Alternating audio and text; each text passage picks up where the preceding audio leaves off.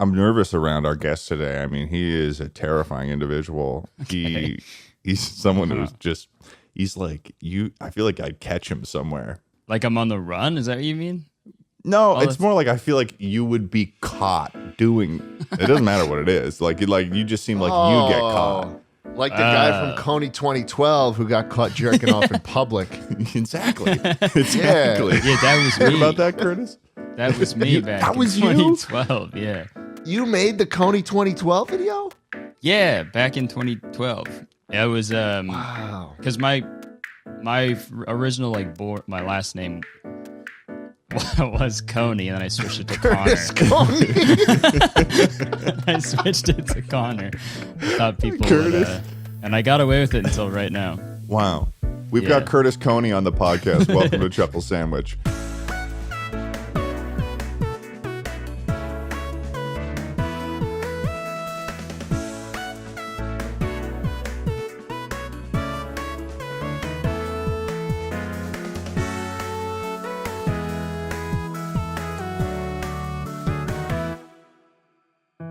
Welcome so much, ladies and germs, to another episode of the Chuckle Sandwich podcast. Today, we've got a very, very special boy here today with us. His name is Kurtis Conner. If you don't know who Kurtis Conner is, Kurtis is a commentary YouTuber and stand-up comedian who's also got a podcast called Very Really Good, and he just finished touring around the United States and I think Canada too. You also had to be in Canada as well. I had one show in Canada. He had one show in Canada, but it still counts. Yeah. And performing stand-up and being a silly little guy. So welcome, Kurtis, to the podcast. Thanks for having me. I appreciate it. This is great. This is all good. Yeah. This is all you've ever wanted, and it's all Ted's ever wanted. I mean, you can just So he was talking about this for hours before we got on the call. He was man, this Kurtis guy. Ever since Kurtis got in the call, I just want to clarify what's going on here. Ever since Kurtis got in the call, Schlatt seems to have an objective to make me seem like I'm the biggest Kurtis stan in the whole fucking world, and I'm. You don't like his content? No. Okay. Well, that's a big jump in logic from what I said. I do like Kurtis. I like him a lot. Like a normal amount, right? Yeah, like a normal amount. It's not anything that would be like too alarming. I like him a lot, a normal amount. Yeah. Yeah. Like the normal amount of a lot that you could like someone. Yeah. The normal amount of a lot. So, Kurtis, I mean, you were begging to come on this podcast. What do you want to talk about, man?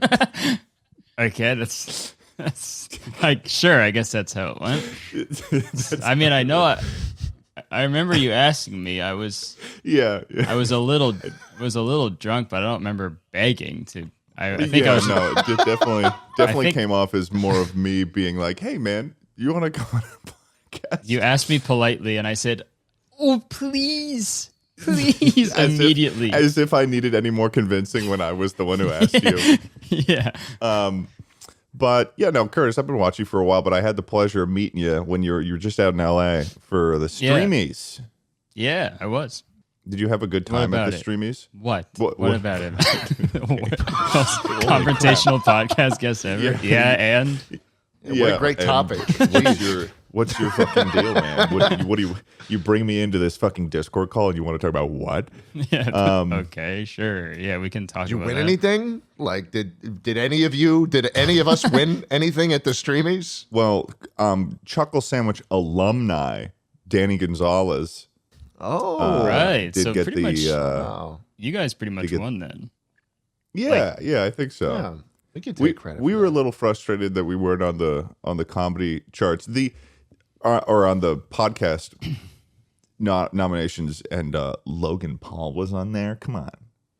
Yeah. Who else was even on I don't remember them announcing the podcast one. They didn't really. It was there was a really weird thing that happened during the streamies, and it was especially strange when you're also there in person, where they were doing like all of this whole like award situation for certain categories, and then all of a sudden out of nowhere they started just blazing through categories. and that included like commentary, YouTuber and podcast and stuff like that. So it was like, do you remember that? Were you guys at that? You guys were at a different table than me, but were you confused when that was going on? Yeah, because we're literally everyone who was like nominated for commentary was at like our table, I'm pretty sure. So then we were just like watching the thing, and then I remember Danny was talking about how nervous he was for like to like go up and if he were to win and go up and do like a speech or something. And then they just didn't. And then like we were just watching the thing and it was like Danny Gonzalez commentary. And we're all just like, oh, okay, I guess that's who won. It was super weird. Yeah, it was like a slideshow that they gave. Yeah. They didn't let you go up and accept the award? They didn't let anybody do that? For some award, because I feel like it would, if they did that for every single category, like it would have been like a fucking 6-hour like ordeal. Like it would have been, because they had like award for like best brand and shit, which is like super weird. I would hate to see like Gillette go up and accept an award or something. You see Raid Shadow Legends go up on the stage and they sit there like, thank you so much. That big orc that's in all the ads. Thank you. The fucking orc, and he comes up with a big hammer and he's like, ooh. He's real. Yeah, he's a real guy. He's a real guy. He walks up and just goes, oh. What was that noise, Ted? I don't know. Jesus. I don't really know what it was. I'm just so nervous because we've got Kurtis here, and he didn't even win the streamy, man. Yeah. He's not a winner. He's not a winner. He's a loser. We're a podcast of losers right now. Was there tension at the table when Danny came back down and sat down, and you guys all looked at each other? Did you guys start like clenching your fists and getting ready for like a brawl? Because he won. Yeah, I think. Well, not. I think so. I think we all sort of see. I mean, I wasn't nominated, but I was. I was upset. I thought you were nominated. No, I was just no. Oh, that's fucked up. Yeah, I agree. It would have been sick if I won, but if I wasn't and was not nominated. Yeah. No, I know that. I think Chad was on there, and Jarvis was too. Drew was nominated, and Drew was as well. Mm-hmm. Yeah, no, it's wild how like that commentary group of people is like such a like. I've just started meeting a lot of you guys, but it's wild how it's like everyone kind of knows each other in that sphere of like commentary YouTubers and stuff. I know, yeah, and it's cool because it's like I always feel like so like nervous to like meet other YouTubers because I feel like I don't know, like a lot of them are just like I don't know, it's just like YouTube's like fucking weird, but I feel like everyone I've met through like does like commentary and stuff. Like everyone's like super chill and really funny. So very grateful for that. But if I'm trying to get into commentary and I'm trying to become friends with everybody, what is something that I have to do? What are like what do you think are the most important things for me to bust into the scene? You're looking for a fast track and becoming friends with people. That sounds like the shadiest way to get into the conversation. What do you mean? What do you mean, man? You're like, what sort of words do I have to say in sentences that'll make Danny Gonzalez be like, actually, you're kind of a cool guy? How do I start rubbing elbows with the commentary crowd, you know? Yeah, I mean, okay, yeah, that sort of makes sense now. You just had Danny on, and now I'm on here, so it seems like there's like an ulterior motive, I guess, but that's all right. I don't know. You just gotta. I'm trying to think of like the one thing that everybody has like in common, I guess, for commentary. But I don't know. You just gotta keep making videos and be silly. I don't know. I'm trying to think like silly little guy. You need like a silly little like intro thing, you know, that people can like resonate with, I think, right? Right. Like, would you give us a live example of your intro? Well, mine, I used to have a really long one, but I stopped doing it. But the one I do now is like, I'm like, all right, folks, and then I do a big clap, and it's like, that's what gets into it. And it's also a way for me to sync up my audio as well, but like you guys did. So it's like Jack you used to. Do you not do the extra special greeting to those of the people who are subscribed anymore? Yeah, I don't do that anymore. I did for a while. That was like my bit. Was like I would like I would say hello to people who are watching if like they're new here, but if people are already subscribed, I would say an extra hello to them. It's like so they get an extra greeting, and that was like the whole thing. You were kind of the first in the game before Dream, before the Mask song. Like you were the first guy to be like 40% of my 40% of these people are not subscribed to me, and you should subscribe now. But it was a way I could say that without overtly like saying that, you know, without being like without showing being like, because that's kind of like an L to show that, you know, to be like this many people watch me, but they don't fuck with me enough to subscribe. You got to do that, you know. Yeah, it's like creating like audience pressure. Yeah, right. It's like, but mine was just like, you know, it just incentivized them a bit. But as time went on, it was such a long intro that it took me like so long to actually just get into the topic of the video. Right. So I was just like, fuck it. I'll just start talking about the thing that people want to see, you know? Yeah. I remember when I first started making videos, I used to do like a whole set of like jokes that weren't entirely like related. Like my intro would just be a bunch of just visual gags and stuff. Right. Until I was like, oh, okay. It takes me like a full minute before I'm even talking about what the video's title is, and I can like speed this situation up. So I definitely get that. I feel it's like because I feel like in your head when you make videos, you want to think in your head that people are going to see like are clicking on it just to see you, but this is like not really true. They just want to see people what are like, pieces of shit. Yeah, basically is what I'm saying. Yeah. They're gluttonous. Thanks for paraphrasing. You're welcome. So you've been doing YouTube for a while, but you initially, before you started doing YouTube, went to college for like stand-up writing, like comedy writing. Yeah, that is true.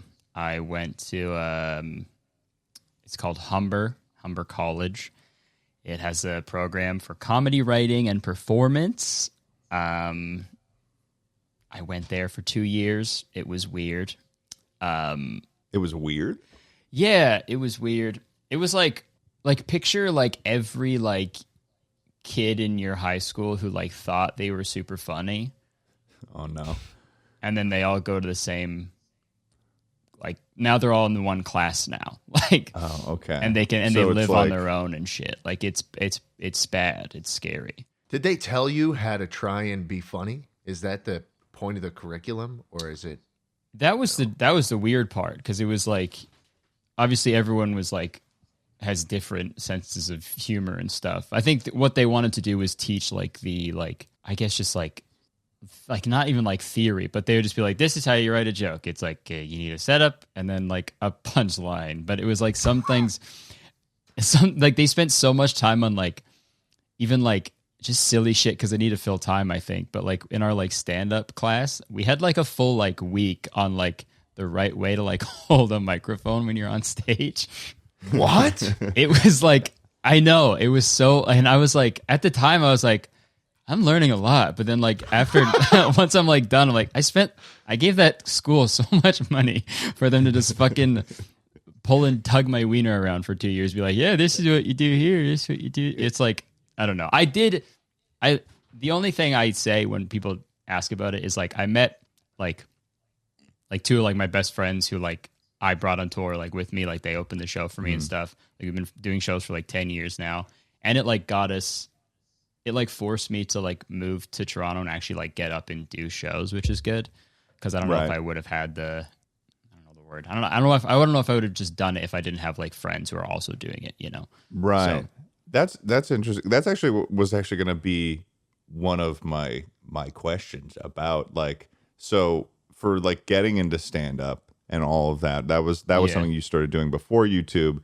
And so like you were just like, so because you were in that environment where it was like everyone was trying to do like stand up and stuff, it was like a lot easier for you to kind of just go and be like, all right, I'm going to do some open mics or something. Right. Yeah. Yeah. It was definitely a lot easier that I had friends there. Cause like I don't know if you've ever done like open mics or anything, but it's like, it's the most like fucking soul crushing thing. Like it's so fucking sad to do it. Even if you have like a good show, it's like still, it's like What was that? It was like you're in like a bar's basement at like 1 a.m. doing a show for like 5 other comedians, and it's like, okay, great, I made 5 dudes laugh. What does that mean? You know? Right. I don't know. I guess but it was it's like nice in the sense of like just getting up there, I imagine. Yeah, that is just to have that moment. It is. I guess it is nice to have those like shitty ones, because then like once you do have like an actual real show, you're like, oh, this is like, I'm really gonna appreciate this because I know what it could be, you know. But yeah, it was 2-year program. It probably could have been 1 year, but you know, it was. So you didn't leave early. It was like, because I thought there was for some reason, I guess I thought it was like going to be a 4-year thing, but it was a 2-year program. Oh yeah, the 2-year. You did the whole thing. I did the full 2 years. Yeah. Hell yeah. And then from there, when did you start like doing the YouTube stuff? Was it while you were in school, or was it like right after you got out? Yeah, my first year, it was like 2013 is when I went to college. And then I think the summer between first and second year, I started like going ham on Vine. And then, yeah. Wow. And then like that kind of like over the summer, I got like 100,000 followers. And I was like, went back to second year and I was like, what's up? I thought I was like so sick. And then, yeah, I was pretty much just like, I went like full, put all my eggs in like the Vine basket pretty much. And then for a few years, and that obviously was not the right call. So you're a Vine refugee. Yeah, I am. Yeah. Wow. When it ended, I think I had around like 350,000. That was big for Vine too. That's huge for Vine. Yeah, I thought I was like, I was like fully prepared for that to like, I'm just gonna be like, yeah, I'm gonna be like a Viner or whatever. And then they like shut it down like hardcore. And then, that was like a really shitty time because I had to like find my footing and be like, I don't know what to do on YouTube. Like I was trying a bunch of different stuff. So, but that was just like the natural like graduation to, like, cause, I started like Cody was doing commentary, and then like Drew and Danny started, and I was like, I could probably try that. And then, so there you go. You just got to copy what other people are doing, and then you can get into the commentary genre. Yeah. Was Cody the one that did it first, that like started doing the commentary stuff? Like who was the first into that like commentary zone? Honestly, I remember the first like commentary type video. I remember like actually like from a Viner. Do you know Nathan Zed? I do, yeah. I feel like he was doing commentary back in like 2014, 2015. Like he was like early on. He had like some like commentary video about that video where Nash Greer was like, girls that have arm hair are fucking disgusting. And it was like a really good video. And I was first time I really like saw that. Because he's genre. right. Nash Greer's right. Yeah. Oh yeah. That's pretty fucked up. Keep that shit away from me. Yeah, no. And that's what you were. I assumed you were going. The whole commentary video about was him agreeing. It's like Nathan Zed's sitting there and he's like, this guy, he knows what's up. Next clip. Yeah. This guy's got. He's got. I was gonna say the same thing. And just to expand on what he's saying there, if I could really double down here, like really hammer in the points that. That'd be an awesome. That's the new commentary genre. It's just no critiquing. Just That's funny. So okay. So then you. What was the thing that? What was your big break? My big break. In the history of Kurtis, what was your big break, man? Well, on YouTube, I'm trying to. What fucking video was it that? Okay, I made one video. I was like starting to make commentary videos, and I noticed that like the views were like better than my other ones because it was just like just that genre was about like really picking up. But then I think I made a video about. Bro, what was it? I forget. It was something like some like Reddit thing, maybe. I was reading online because in order to prepare for this, I wanted to ask you some questions about your history as I'm doing now. And I was reading online that you had one video that like got like 600K in like 2 days. In 2017. That's the video. I'm trying to remember what it was, but I can't remember. It was so long ago. I'm looking back right now. Okay, hold on. 6 years back. We've got a 570,000 view Kurtis Conner top Vine compilation. Okay, I got it. The video was called. No. The video was called "Pointless Twitter Threads," Ooh. and it was about. It was like I think it was just the thumbnail that really did it, because the video, it was like a tweet of like someone was like, "How I cured my depression," and then number one it said, "Drink water," and it was just like threads that were just stupid and silly, and then I like goofed on them. Yeah, they just like said like the obvious things that you should be doing. Right. Yeah. Like how to be happier in life. Sleep. Yeah. How to Sleep, get a go job. for a walk. Eat food.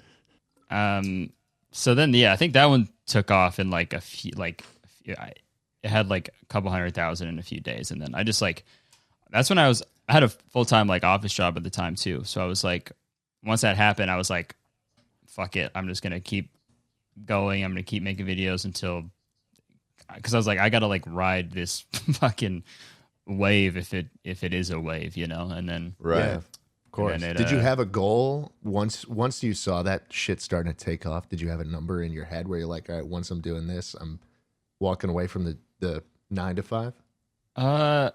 Not really. Now that I think about it, I feel like I didn't even think that was like going to be a possibility at all. I was just like, I was just so like, happy that like the stuff I was doing on YouTube was actually like working. So I was like, right. I don't even care if I'm just going to keep doing it.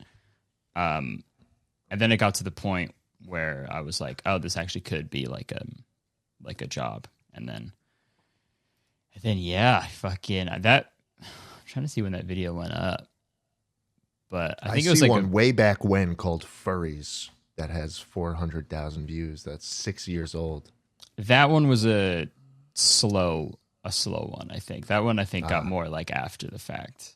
Right. Especially in the last year too, because I made another video about furries. Like, I'm not like a furry, by the way. I just made 2 videos about. Okay, just.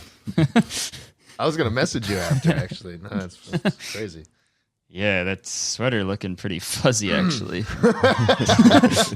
I can't get a fucking break whenever I wear this fucking thing, man. It's just comfy. I don't know what to say. It was like $30 too. Sure. Oh my god, Badger Boy Schlatt. Can we get some? Our audio listeners who are also artists love you to death. Can we get some fan art of Badger Schlatt? No.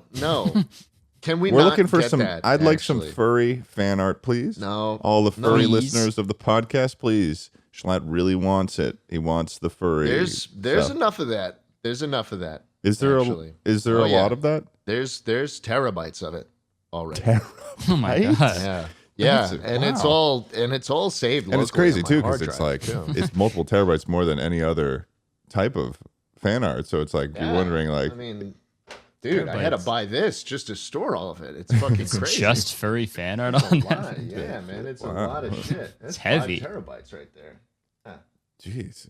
I mean, I want to hear, and forgive me if this is selfish, but I want to hear more about Vine because I was not a Vine creator. I was a Vine enjoyer, and I was on Vine from day one, where the entire premise of Vine was just filming your friends at a party, and they all just say Vine, you know? Oh, that was the thing? Yeah. That was like the first week of Vine, is that everyone would just say Vine for 6 seconds, and that would be the whole video. Maybe I'm crazy. I mean that sort of creatively limiting trend. Yeah. Well, it was like I was just following people I knew. It was just this fun. And all they were like several people were doing that. Yeah. Everybody. That was my whole feed. People saying Vine. Yeah. It's like you just point the camera at someone and they'd be like Vine. You know. Well, that's what my first YouTube video was like. It was just me in front of a camera saying YouTube. It transitioned away from that pretty quickly, right? But, I would follow King Batch and all those guys. Yeah, Big Spoon. The big spoon, dude. I was a big Vine enjoyer, but I never. You I never never like had the perspective of like a creator. I never once made a Vine, and Oh, so really? like, what was that like? What was that like? How was it fitting shit into 6 seconds? Was that tough? And did you do collabs? Did you meet King Batch? I never got to meet the king, unfortunately. I wish I. Damn it. Come on. I wish I know. Sorry, dude. I know. I'm trying to think of if I ever met like who's like the most famous Viner I got to meet, but I don't even know if I. Yeah, I remember don't know. I watched one Viner a lot, and I don't know what he's doing now, but it was like Marcus something, and he was really popular. You know what I'm Marcus talking about? Brownlee, yeah, the tech guy.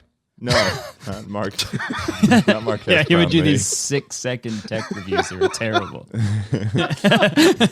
He'd be like, okay, so the iPhone 6, and then it's over. It's what? I don't think it's what. He'd always keep you at the edge of your seat. God, he had such a great Vine. Follow for part 2. Oh my God, the parts on TikTok is probably that kind of shit would have never flown on That Vine. shit pisses No. me off now because there's like a 10-minute limit on TikTok now. I've seen Right, full yeah. episodes of SpongeBob on this fucking app at this point, and there are still people who will like post only 30 seconds of a movie clip. And I'm like, show me the other fucking part. Show me the whole movie. Yeah. A real Sigma would put the whole movie in. Yeah, it's fucked up that people are allowed to do that. And then Yeah. like, is it so like, I guess it's just like to get like more views or like make people want to follow you so you can like be aware when they drop part 2, I guess. I mean, I imagine that they like maybe it's something about something about keeping people on their page or something for as long as possible. I don't even know. But it's like it's so weird to ask for a part 2 to a video that's like a minute. Like that's not Yeah. like that's such It's a weird also thing really to be funny like. when it's like a thing from a movie. Like a movie you could find online, Yeah. and they don't post the next part to the movie, and the comments are like pissed because they don't want to do like Where a it's little bit of work. part 2. Well, no, dude. Yeah. What I'm into is I don't watch the regular movie clips. Fuck the regular like actual movie clips. I watch sped up movies that are muted and a text to speech bot is explaining it as shitty as possible. Oh, I And then love on those the bottom, ones. yeah, and then on the bottom, someone is like fucking screwing something in or like making a statue or something, you know? Yeah, and then Yeah, the those are voice is like, the woman did not know where her son had hidden himself, so she Yeah, looked in the Yeah. attic. exactly. It's like the most broken thing ever.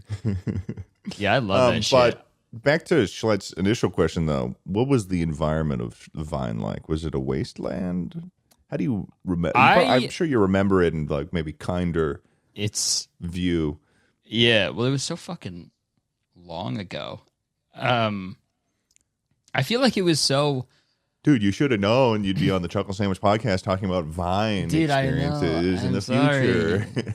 Fuck. Okay. It was cool. I feel like once you got to like, I feel like a certain number, like I don't know, like once you became like a person that people follow on Vine, like the creator like relationship with like Vine was really good.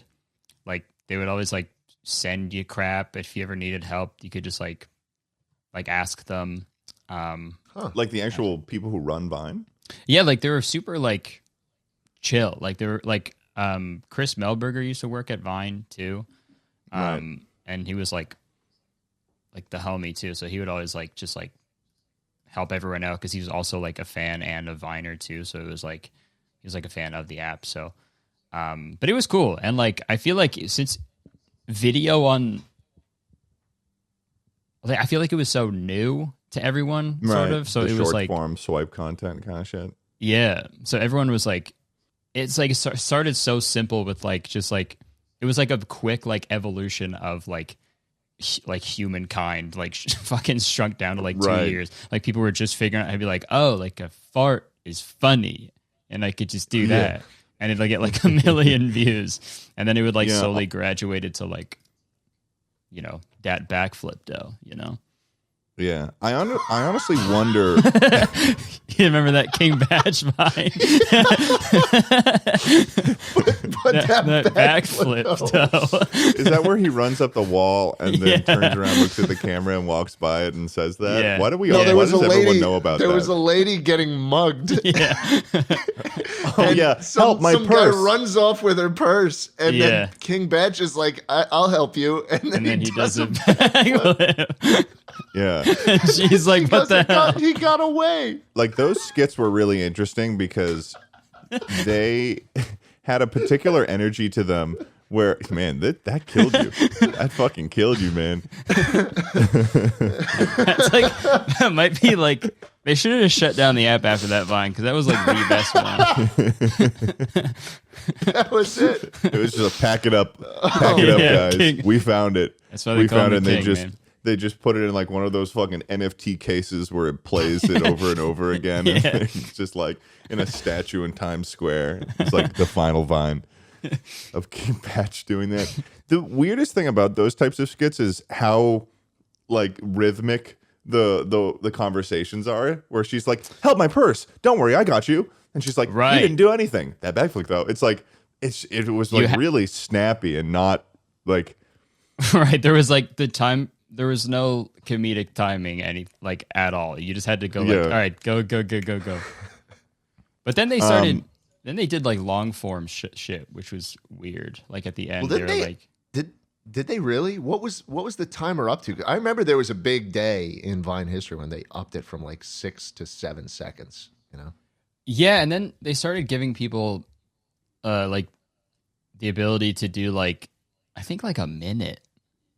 Really? By the end of it, at the end of the day, it was like as the sun was setting on Vine, I think it was when that was happening. I think it was like the last few months where they were like sort of like a last ditch thing. They were like, I don't know, people, let's give them like 30 seconds or a minute. Because I remember posting like a minute long like sketch on there, which is weird to think about now. Yeah, because their whole thing was like 6 seconds. So I don't know. It's wild because I feel like if we didn't have Vine, I feel like it would have taken people a little bit longer to kind of figure out TikTok.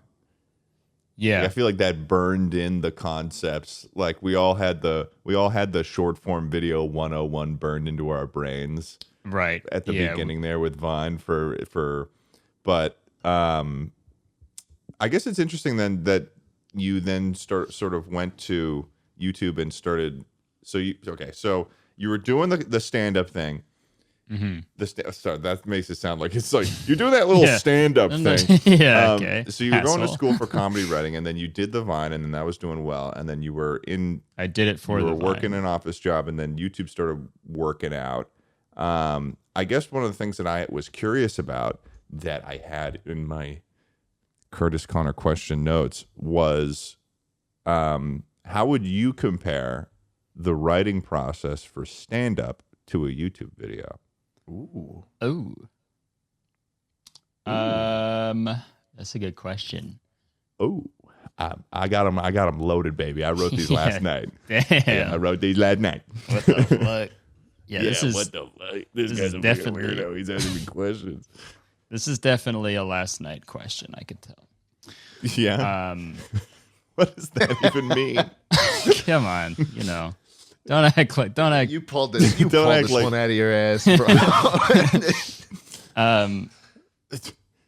No, last night. That's like a good one. Last night question. Okay. You had. Yeah. You were excited. It wasn't like if Okay. it was like a 5 minutes ago question, that'd be a bad Yeah. one. But a last night. And whenever there's a good one, that's like a new thing I'm trying to coin. Is like that's a last night question. It's a last night. Yeah. Last Okay. night Oh, thing. all right. Last night question. Yeah. I think we can help. We can We try can to help workshop you. that. Yeah, we can Okay. workshop that with you later on too. Okay, thank you. I appreciate that. If any of the listeners Yeah. want to start saying that too, that'd be sort of awesome. We have a Yeah. lot of phrases. I mean, after We do. I'm going to let you answer the question I initially asked, but later on I'll introduce you to some of the questions, some of the phrases that we have on the Chuckle Sandwich podcast that I think you'll really like. Okay. All right. I'm excited. Okay. So I think it's relatively similar. Cause I feel like a bit, it's like you have, I feel like if like there's a stand-up premise or the same as like a video, you have like a thesis statement pretty much of the whole thing. Like, you know what you're trying to portray in it. And the rest of it is just like adding silly stuff to that like complements that like thesis statement, I guess. But most of the time it's the only difference is that like if something isn't that funny or like something isn't working on like the way I delivered it on a video, I can just like edit it to like make it funnier, I guess. But like for stand up, you kind of have to do that by like doing shows and being like, oh, that didn't work that way. I got to go do another show and try it another way. And hopefully that is funny then. That's such a scary aspect to it where it's like you can go up, say a line, and then it's like you can't fix it in editing. Right. Do the fucking zoom in. I can't put like I'm a slut sound for the zoom ins on YouTube videos. I am a whore. Yeah. It's all in stand up, it's all about how you hold the microphone, I hear. Yeah. You're actually hold right. The microphone is the zooms. That's your editing right there. That's why I'm not too nervous about stand up because I know how to hold the microphone the correct way. Yeah. So at least if all else fails, I have that to fall back on. I have the correct way to hold the mic. So in terms of so it's similar to writing for YouTube. It's just like because of like the thesis general that you're working off of. Like, what do you for your stand up like what do you find as what do you find for like as for inspiration for like shit that you find? Like, what do you find funny? What are the things that you find the funniest that you feel like gets you the most juiced to write a stand-up bit about it? I think it's different. I think a lot of the thing I enjoy the most is like silly stories are always get me because that's like the type of stand-up I like watching as well. Even if they're real stories or fake, I don't really care. It's just always fun to watch someone tell a silly little story, Yeah. A silly little guy telling a little silly story with his incredible microphone technique. Exactly. Yeah. Do you do like tricks? Could you like spin it or something? I'm sorry, I'm interested. How do you spend a whole week doing that shit? It's like the fushigi, but with a microphone. Oh. I hold it. Fushigi. Oh, the fushigi. Would you? I heard that you had the fushigi with you on that shelf in the back. Would you? Oh, it's an arm's length away. It's at arm's length. Hold on. Dude, my God. Are we going to get a fushigi performance on the Chuckle Sandwich podcast? I was a fushigi master in 7th grade. I brought it into school. Yeah, I brought that shit into school. Oh my God. And I was like, is it in a case? Oh, holy fuck! It is. God! Oh, because it needs to be in a case. Because if it's out like if the sun gets it, it could start a fire. What? Because it's like it's like reflective. It could start like a fire. That's what it says in the instruction manual. If you really, don't leave this out, it will burn your house down. There's been like house fires started from fushigis and.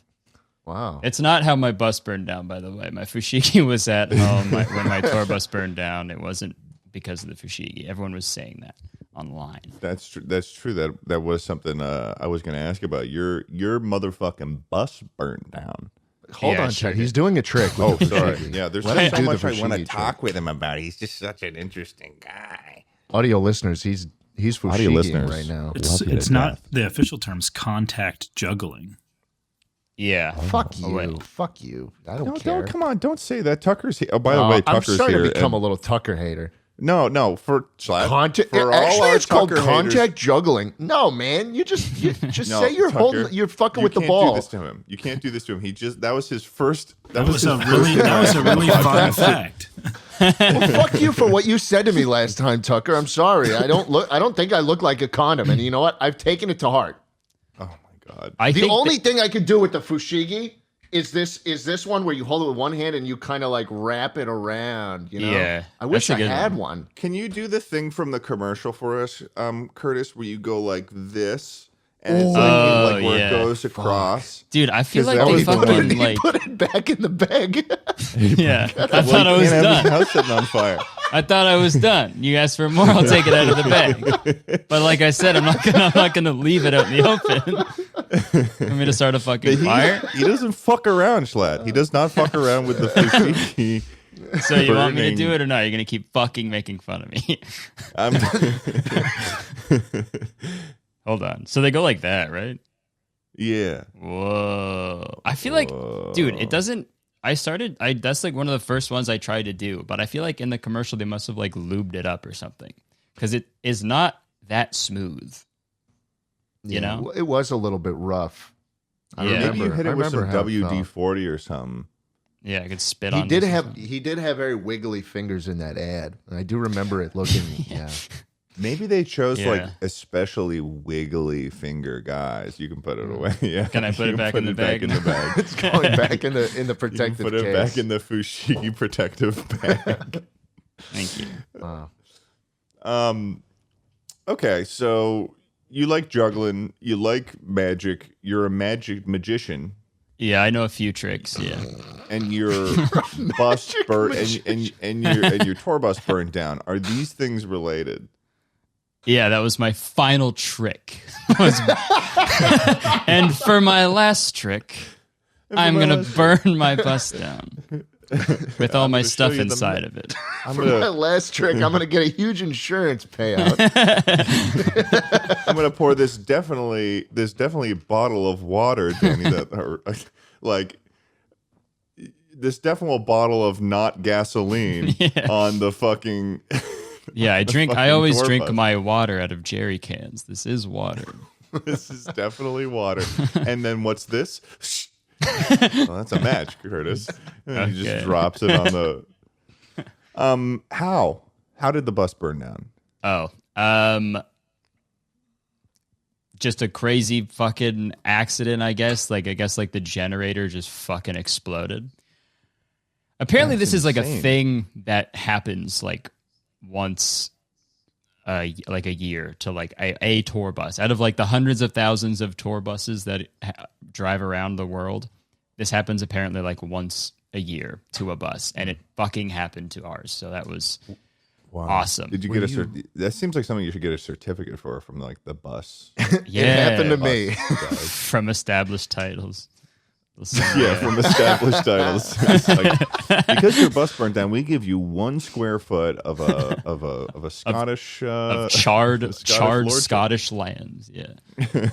Were you in the bus when that shit happened? Yeah. No, we were. That was like it's so weird because like it is like it's weird to like tell people that, but like we were like back. I was here like in Toronto for like a break. We're off break for like a week, so it's like.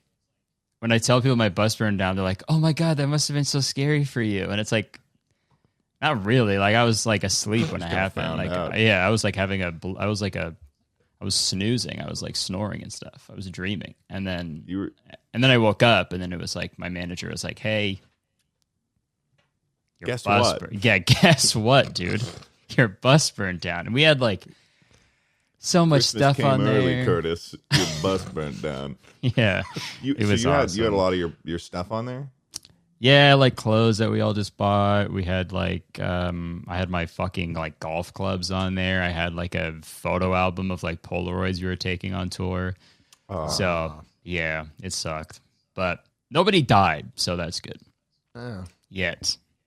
I imagine though that those golf clubs must have been like equivalent to a child, though. Yeah, they definitely weighed more than a child too. So like that's got to mean something. Those things are light. Yeah, and if you put a kid versus a golf clubs win if you swing it every day of the week. Yeah, every day of the week. Mm-hmm. Yeah, you're talking to Kurtis Conner. I think I know that. So you drove around. I mean, I'm just so interested.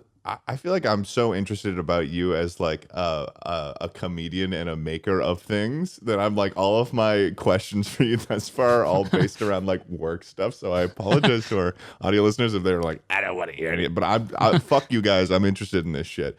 So I mean, yeah, no, we have a tumultuous relationship with our audience. They're just the whole comments are just going to be whenever we post a new episode. I did this thing early on where I just started pinning comments where someone said like, "This is the perfect podcast to eat soup to," and then it sort of developed where I kept pinning someone saying, "This is the perfect podcast to do X," and now in our comments, it's just always, "This is a perfect podcast to." I don't know, fucking break the Geneva Convention to, or like to contact like juggle, that. You know. All right. Yeah, so they're little bastards though. They'll be fine. Yeah, but they'll I'm be just all really interested in this. So this tour bus thing, that must have been like, was that like being at camp a little bit? Just being not at catching fire, just the tour bus in general. No, just like the tour bus experience. Was that like kind of like being at camp? I mean, I never went to camp, so I don't know, but I imagine so. Like it definitely felt like we were all sleeping in the same, little like bunk bed type layout.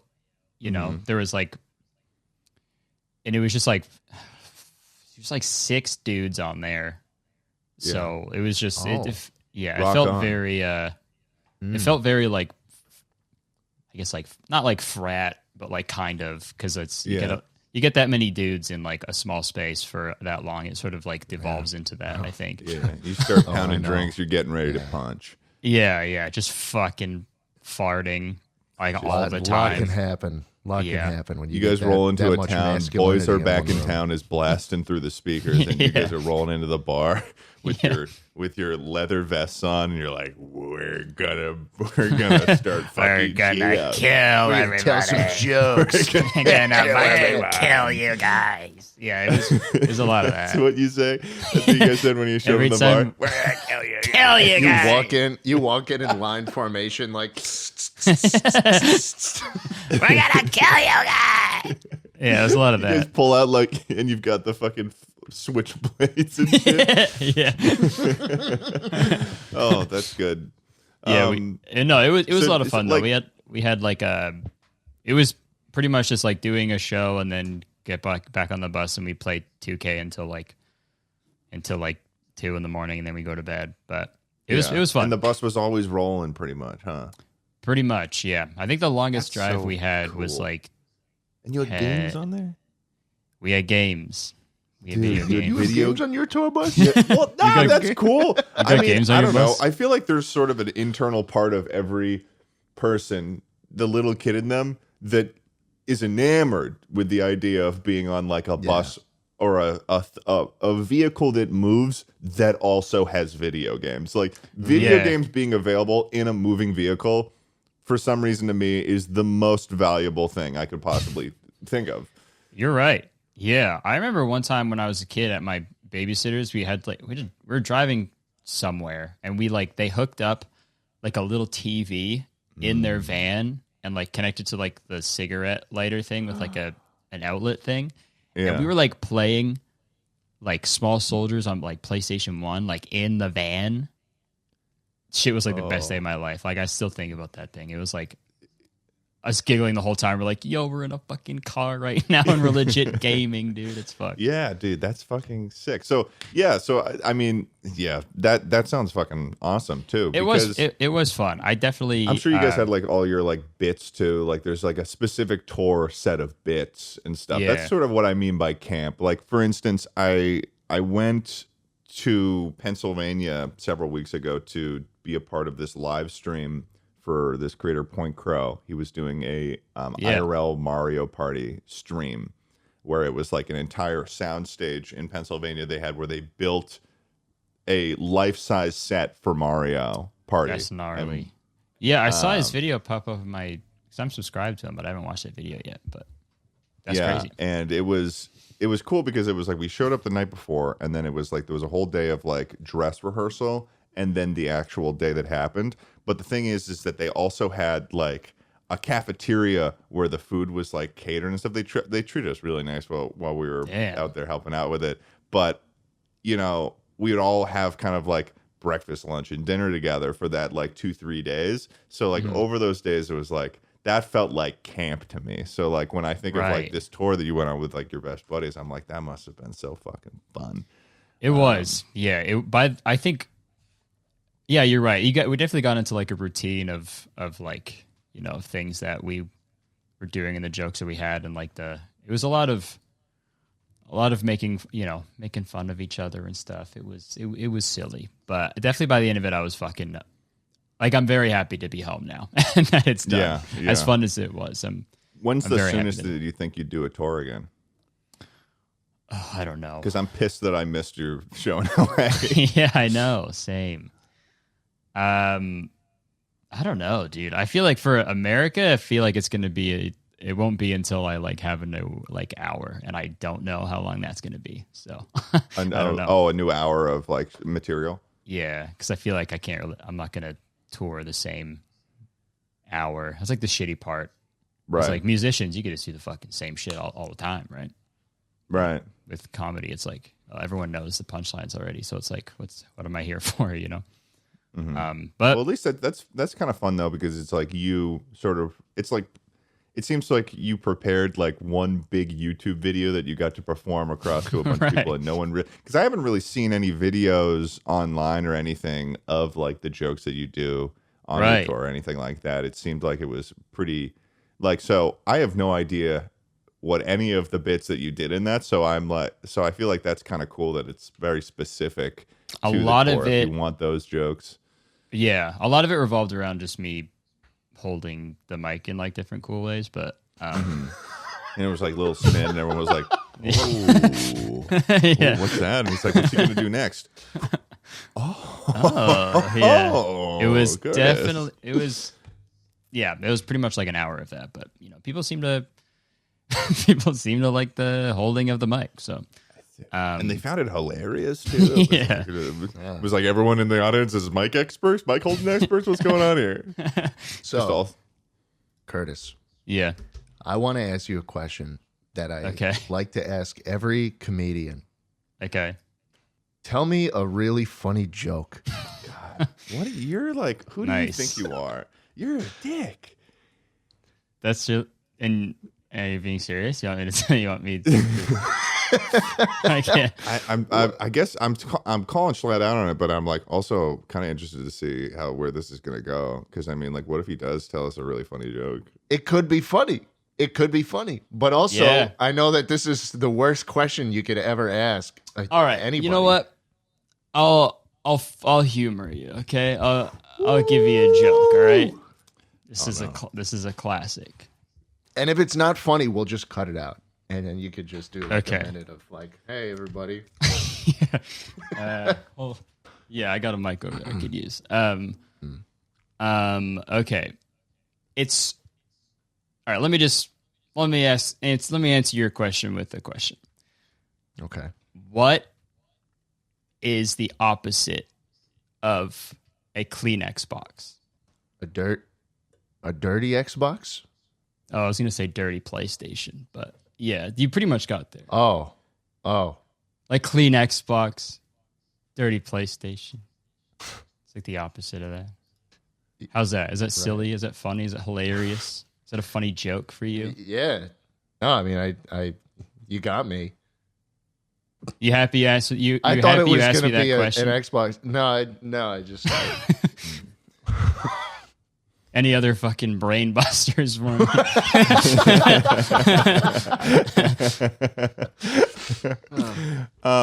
All right. How about this, Kurtis? You're a funny guy. You like jokes. Okay. You like jokes? Yeah. Do you like bacon? Yeah, it's pretty epic. Would you rather have unlimited bacon, but no more video games? Yeah. Now keep in mind, as I asked this, you have played games all the time on your tour bus. Yeah. Or you're right. Yeah. Would you rather have games, unlimited games, but no games? Okay. This is a good one. So the options are, unlimited. I can say it again if I say it one more time. I thought I said it pretty. No, you did. I think you were being pretty crystal clear. Crystal clear. Yeah, I can crystal. go. I can say it again. Kurtis, would you rather have unlimited bacon, but no more video games, or games, unlimited games, but no games? See, I just don't understand why this is giving you so much pause. Like, I feel like it's pretty cut and dry. Hey, most people No, I'm just answer weighing. immediately. I don't think that's true. I'm weighing my options like a. You know, telling me what happens on the podcast that you're a guest on? I mean, it's a pretty tough question. Because unlimited bacon. Oh, no doubt. Yeah, no doubt it is. I think I'd have to go unlimited bacon, no video games, because then I could still play like board games. But the other thing, it's like I know games, so I can't play any games. That's what you said, right? No, unlimited video games. No, it's no games. It's no games. For the second option, unlimited. Yeah, no, you video lose games. No, you lose games for that first one you selected. No board You said games, the first, no nothing like that. No, you said unlimited bacon, but no video game. Is that not the question? Ted, what was my question? So he was asking, would you rather have unlimited bacon but no more video games, or games, unlimited games but no more games? What the hell? Right. Why am I going up? What the fuck is happening? Ted? What? Ted, I'm listening. Yeah? Ted, where am I going? Okay. He's leaving. Ted. Is he okay? Who am I? You just go to hell? I think he went to hell. I think you just sent him to hell with that. Well, what do you think? What do you think? I mean, you can choose either of them.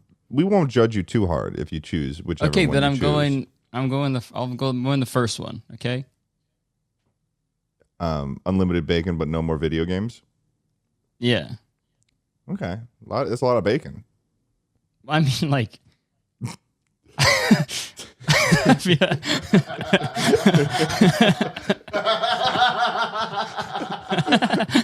Hey, man. Nice. He crawled up from hell. He figured it out. Dude,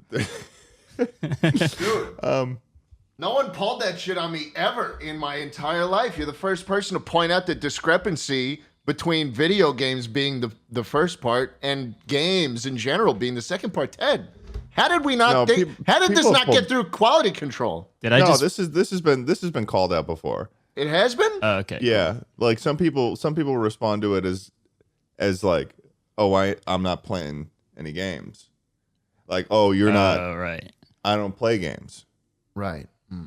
I think we need to be a little more clear so that this bullshit doesn't happen. No, you can't change the way it's said. It's delivered the same way every time. You can't change it. All right. I get it.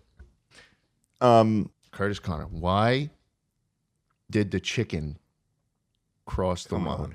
Dude. What? Ted, what's the gonna problem happen? with this joke? I'll keep my mouth shut, but I'm not happy. I don't. Why? Why did the chicken cross the road? Why? Guess. Let me get. Okay. Yeah. I don't know. Guess. Legitimately guess. It's not. What's the problem? That's not how that works. So why did the chicken cross the road? Such a fucking dick. You want me to guess? Yeah. Is it a joke or like a riddle? It's a joke. Okay. I don't know. I assure you. Because he had. Part of jokes are audience interaction, are they not? Sure. Knock, knock. Okay. All right. Okay. Who's there? Jesus. You know? And I did. I responded. I said, why? That's a response. Okay. Okay. I'll Please guess. Please guess why the chicken crossed the road. This is coming off like. Can I just say something? You know what this is coming off like? This is coming off like one of those videos, like martial arts videos on TikTok where the guy's like, where there's like, you have to hit me like this and I'll do all this like fucking stuff. And then, like, if he doesn't hit you in the exact way that you need to do the move, he's like, no, start again. It's going to be punched like this. No, my punchline is the same regardless, but I would like you to guess. Okay. Why did the chicken cross the road? Yeah. He crossed the road, or she crossed the road. They crossed the road because they had a job interview. No, that was a good guess. No, it's not. I mean, a guess, but it's not. Why? You want me to keep guessing until I get it?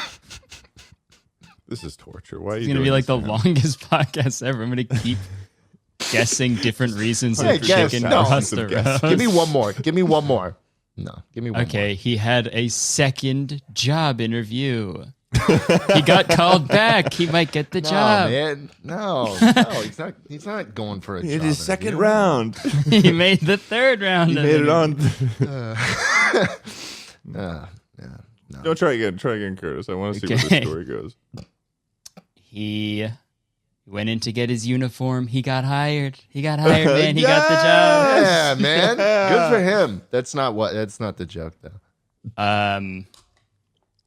He had to go bring his uniform back. He got fired from the job. Oh, come on. No. No. Yeah, You want me to say it? Do you want me to say the reason? We are in a recession. We are. Yeah. He was going to cross the street to solve the recession. But whatever the answer is to this joke, it's got to be fucking huge because the payoff has to be massive right now. Yeah. Dude, this is the best podcast to You've been to stringing solve us the along. recession. I'm expecting a big payoff right here on the Chuckle Sandwich podcast. Me too. Okay. You want me to say it? Yes. Yeah. I was hoping you'd say it like Why a did while the chicken ago. cross the road? Sorry, man. I just want a little bit of crowd work. Okay. There's three of us here besides you. All right. Why did the chicken cross the road? Okay. Am I guessing or What is do I this? say No. What are you doing here? I'm about to say it. So now I'm not guessing. I say why. No, you're not guessing anymore. Yeah. Okay. What was So the say point it of that again. entire previous exercise? What's the point of that whole So thing why? we were doing Okay. before? I'm gonna restart the joke. Why did the chicken cross the road? This is so stupid. Why? This is so dumb. Oh, but I love it though. Because Okay. It sounds like a chicken. Kurtis, you can be mean to him right now if you want. You could be mean. No, that was awesome. It was funny. that was good, right? I have actually never heard that one. That is pretty good. That's pretty hilarious. Oh, dude, come on. We got to What? do this. What? What's wrong? What's wrong? I'm doing all Someone this laughed work. at that. Someone I laughed do all at that. this work to figure out a proper time with Kurtis. I've scheduled him to do the podcast. He's here now, and you're coming in with this shit right now. You're coming in with this shit. I thought that was I'm trying was to pick good. his beautiful mind. I thought that was to a good figure out joke. what makes him was- tick. I thought that was a good joke. It was good. The only way it would have been better is if you were holding your mic just a little better. But other than that, There you it go. was, it was gotcha. okay. There I'll you retell go. it. Yeah, all right, I'm gonna start it's over. a- Ready? Like it's a cup of hot chocolate. Yeah. Well, No, that Ted, was- how about you tell a fucking joke? If you're so Mr. Critical over here, you tell one now. Yeah, we all did it. We all did it. We all fucking did it. I don't know how this. And don't you look over to the left of your little list of things to talk to Kurtis Conner about. You're telling straight off the dome. Stop it. Stop.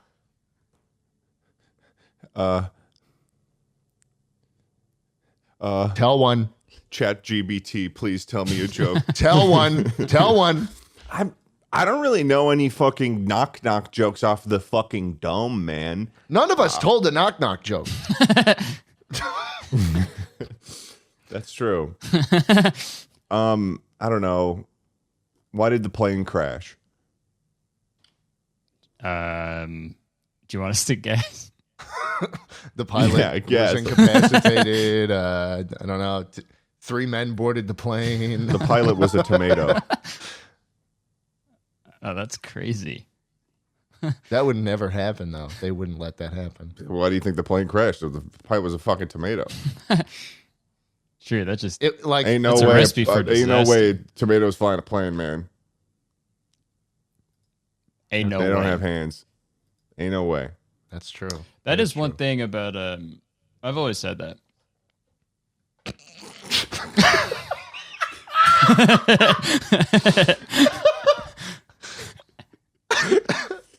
That's your thing, right?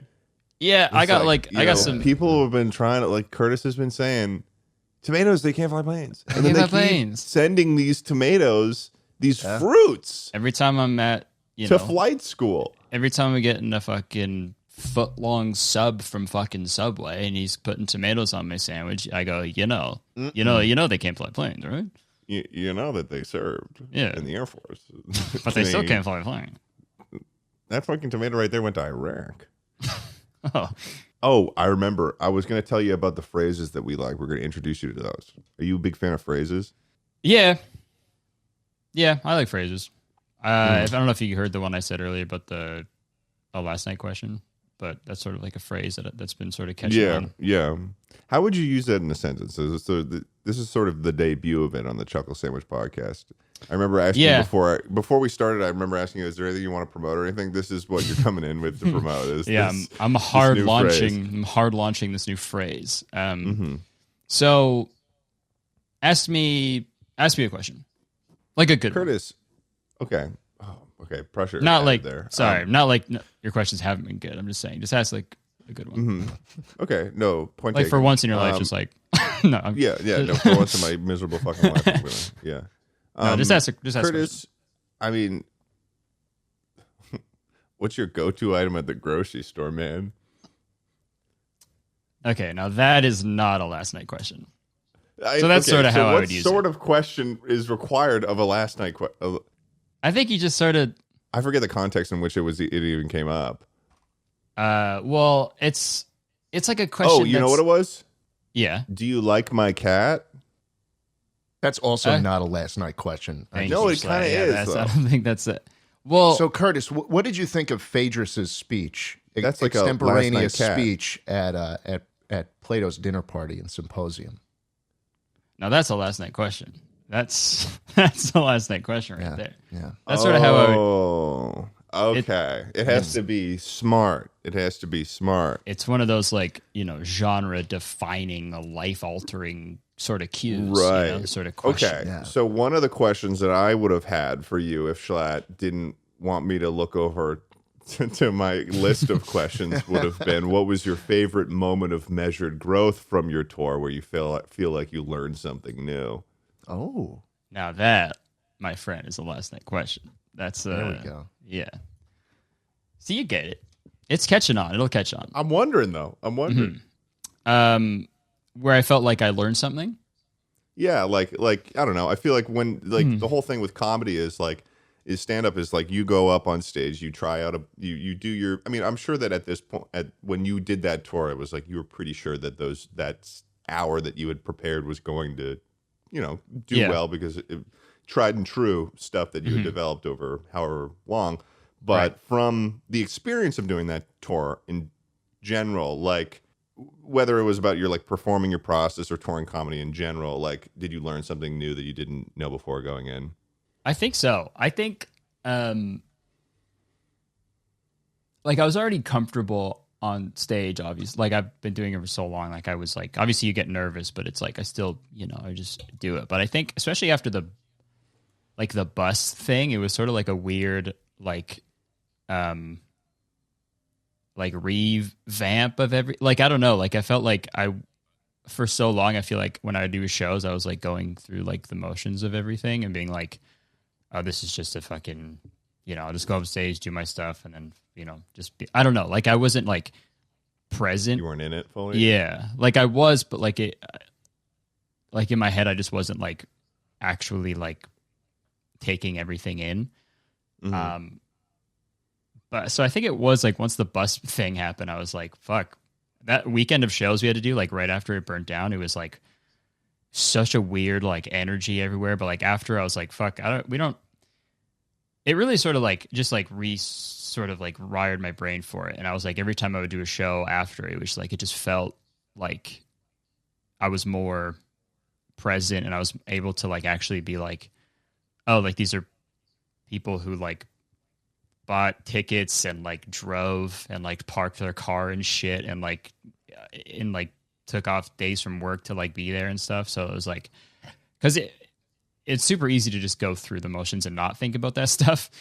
But I don't know what it was. Halfway through, it was sort of it was definitely that sort of changed how I thought about everything. And I think it was just more gratitude for where I was at. I think for. That's cool. So that's a cool moment to kind of go through, because I'm sure that made it ending the tour even must have been sort of an emotional kind of thing of yeah, is that true? I don't want to assume that you were no, you're right. Yeah, emotion. Okay. No, you're right. Yeah, it was. I don't want to assume that you're a fucking beta cuck.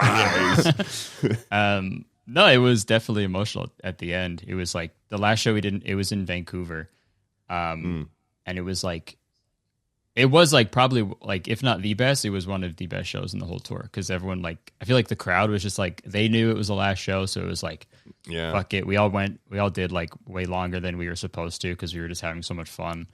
We all just like I don't know. It was that show. I'll never forget that one, especially because it was like the 57th show that I did on the tour. Fuck.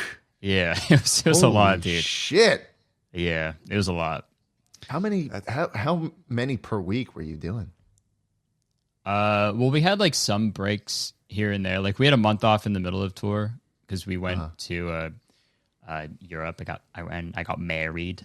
Congratulations, by the way. Thank you. But usually the schedule was 4 days. Like we would do Thursday, Friday, Saturday, Sunday, and then we'd have Monday, Tuesday, Wednesday off, and then just do that for however long. One thing I'm curious about is how the hell did you manage to make videos while this was going on?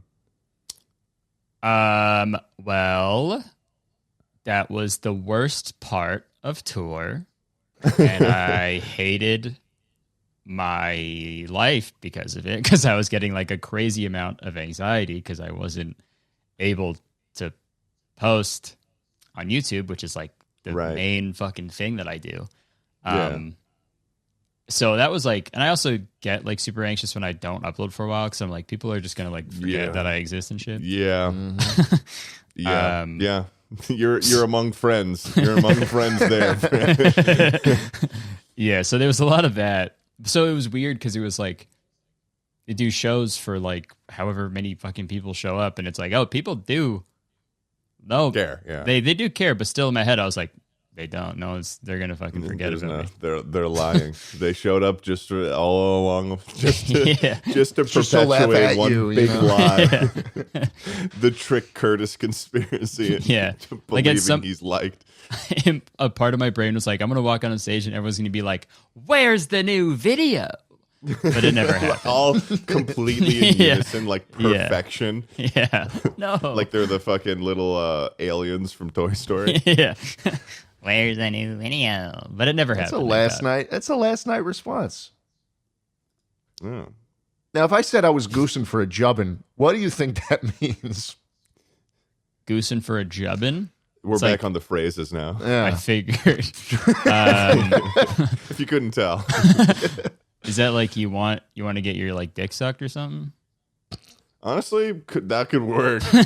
Like, no, it couldn't actually work, but like I would believe that if I didn't know what they meant. So goosing, I thought of that when I did a full. Yeah, I've totally No. Totally stepped out of line. Jubbin has found its origins in Tucker, which found its origins somewhere else. But let me explain goosing first. Goosing came like I thought of it in 2021 when I had just done it like an all-nighter for a video. And it was like, I'm on 27 hours, no sleep. And you hit that. I don't know if you've done an all-nighter for a video, but you hit a certain point where you start getting real silly. Right. Where it's like, and I just gotten the video out, and my girlfriend Shay was like, Ted, you need to sleep. And I'm like, making mac and cheese. And I'm like, wait a second. I just thought of like the best phrase. And so that's where it came from, where I was like, oh, goosing.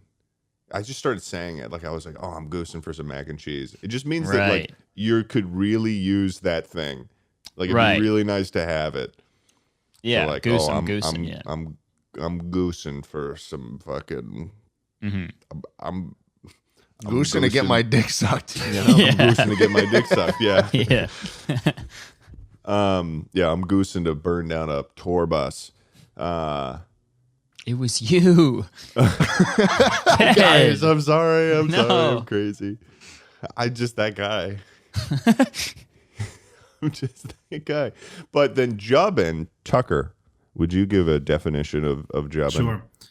Jubbing, it's not my term. I'm telling it from someone else where I got it. But the way they told it to me is like, you're really hungry and you finally get that takeout that you've been waiting to get. And you just start eating it so ferociously that there's like shit flying out of it and you don't even realize. You're just like going at it, and somebody watching you would just be like horrified, but you're just eating it so fast that you're making a mess. There's stuff hitting the ceiling, the walls. Trouble breathing. You probably just disregarded the silverware. Yeah. The debris could knock an old lady off balance. Okay. Yeah. I've so like past tense would be jubbed. Yeah, like I jubbed on that Panda Express. Right. Yeah, I've definitely jubbed before. I'm a jubber. What's your number one sort of, I guess in the place that you're most familiar with, whether it be like, I guess in Toronto in this case, would be like, what's your number one jub spot? And the Jub Hub. Good question. It was the Jub Hub. Is that what you said? Yeah. Jub Hub's good. Jub Hub's good. I like Jub Hub.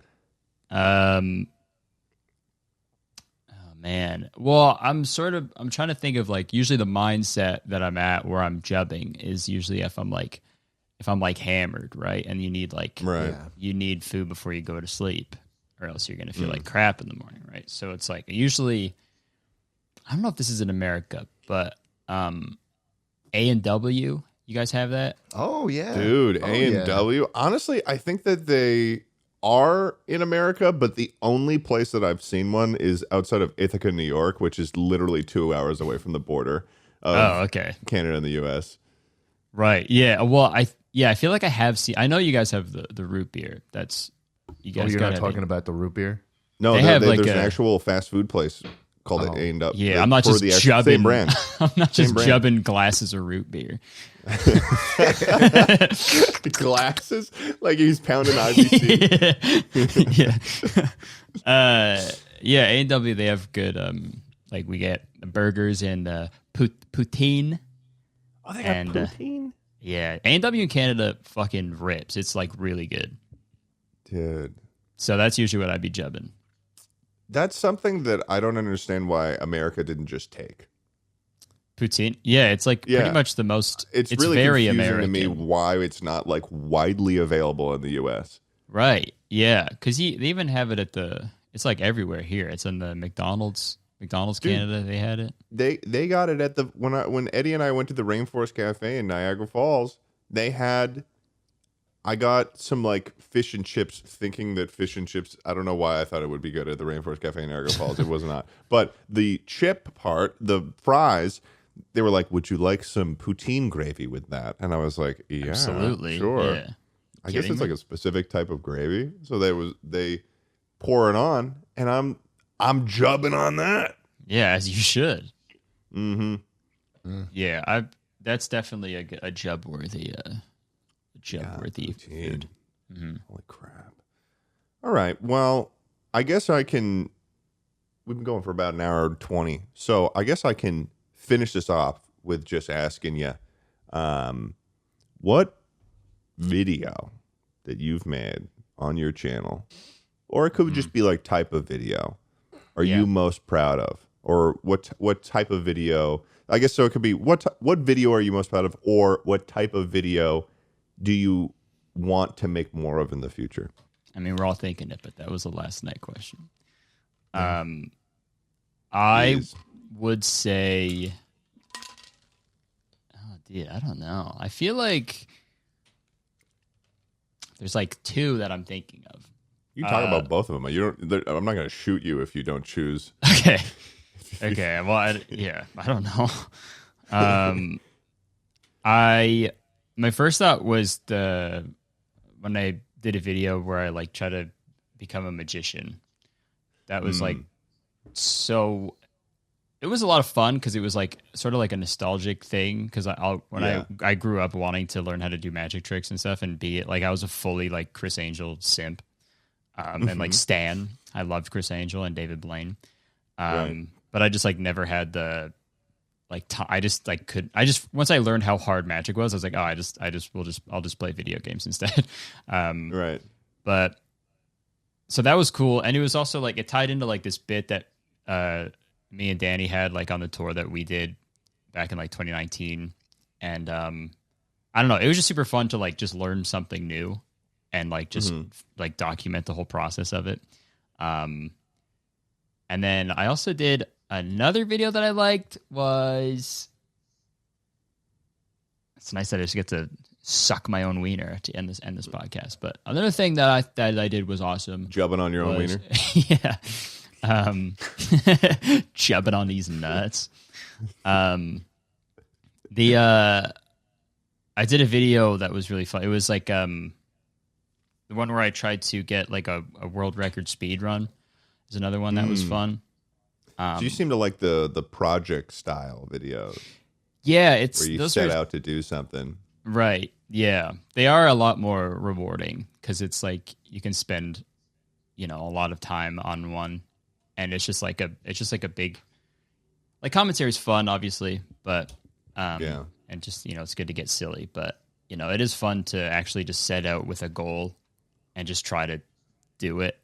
And anyone, like, even with like Danny and Eddie and like everyone I talked to who was in the same like genre, I'm sure obviously you feel the same as well. It's like when you actually get to leave your room and like do something, it's like it's nice to leave the room. Yeah, it's really cool. It's a nice feeling.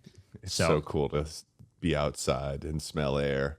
Right. And it's also a thing that for like my own ego, sometimes it's like when I do commentary, I'm like, I'm not funny, like this is like what I'm doing isn't original. I'm just like, it's like that's what I think. Produce like a completely unique sort of project is like is a fun thing for sure. That's why I'm definitely in the same vein very proud of like the Rainforest Cafe for sure. Yeah, because it was like just that video was like something I had been thinking about since I initially did a video where I went to a Rainforest Cafe in 2018. And then since then I was like, man, if I got big on YouTube, I'd go to every single one. That'd be ridiculous. And then I got a chance to do it. And it's just that kind of stuff is always so fun.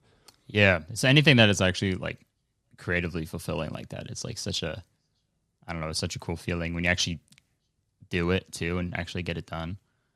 Mm-hmm. But hell yeah. Fuck yeah. A question we usually ask our guests when they come on, and obviously this is Chuckle Sandwich. This is a chuckle and a sandwich at the same time. What part of the sandwich are you? I am the mayonnaise. Wow. I'm the right now we're a mayonnaise sandwich. I'm the pieces of bread that hold it together. We used to have meat, but it disappeared. So far, mayonnaise and bread. Yeah. With maybe a little bit of like gunpowder on it. Little sprinklings. Yeah. Salt base, some if you want an example, so what Danny decided to do it can be anything, and Danny took that in a very interesting way, where Danny's answer was the notion of a man with a scythe cutting grass with a scythe at sunset. Whoa. Which was the strangest example. That was the strangest one. It was the weirdest one that we had ever gotten. But that is it counts, I guess. Okay. But usually we have people giving ingredients of food. Okay. I think I'm trying to think. It could be your favorite thing. I would be the tomato that can fly a plane. Oh, there we shit. Go, baby. Okay, all right. Hell yeah. Let's go. Thank you so much, Kurtis, for joining us here today on Chuckle Sandwich. You're now a Chuckle Sandwich alumni. You can put it on your resume if you want. You can put it in your in your Twitter, but you can put it on all your bios. Okay. Just to, Thank you so much for that. Yeah, I'll do that. Yeah, you'd be right a now, Chuckle Sandwich alumni. That's what you'll write in your. Okay. Yeah, if I ever get nominated for a streamy, I'll thank you guys in the speech. I want to thank all the students and faculty at Chuckle Sandwich. But no, this is super fun. Thanks for having me on. Appreciate it. Thanks, man. All right. Well, bye, audio, video listener, watcher. Bye everybody. See you next time. And also, see you in 2023. Yes, Happy New Year. We didn't talk about that at all. Oh, shit. Happy New Year. Happy New Year. Bye-bye.